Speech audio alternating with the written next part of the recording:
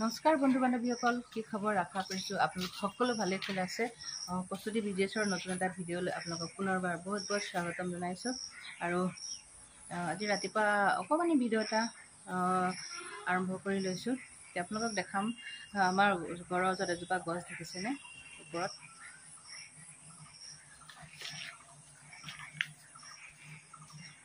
এজোপা গছজোপা দুটা বাকেট দেখিছেনে বাৰু?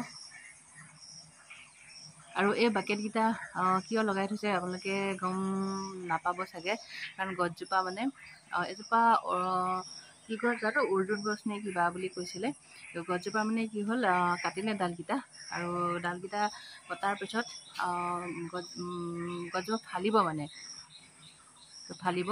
তাৰপিছতে সেইটো কাৰণে গছজোপা পচি নাযাবৰ কাৰণে, যিহেতু বাৰিষা এতিয়া একদম ধাৰাসাৰ বৰষুণ দি থাকিব, আৰু সেই মানে গছজোপা পচি নাযাবৰ কাৰণে দুটা মানে বাকেট মানে ওপৰত এনেকৈ দি থৈছে, মানে এইফালে ডালটো যাতে পচি নাযায়।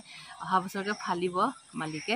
তাৰপিছতে সেইটো কাৰণে মানে যা গছ আৰু মানে আমাৰ ঘৰৰ এই ককাইদেউতাৰ ঘৰৰ ওচৰৰ, আমাৰ ঘৰৰ মানে ককাইদেউতাৰ ঘৰৰ গছজোপা মানে দেখিবলৈ কিবা মানুহে আহিলে মানে মোক সোধে মানে গছজোপাৰ ওপৰত কিয় বাকেট দুটা লগাই থৈছে বুলি। আৰু সেইটো কাৰণে একদম মানে ওপৰত নেকি বাকেট দুটা লগাই একদম তাৰে দি পৰাই গটাগতকৈ বান্ধি থৈছে মানে।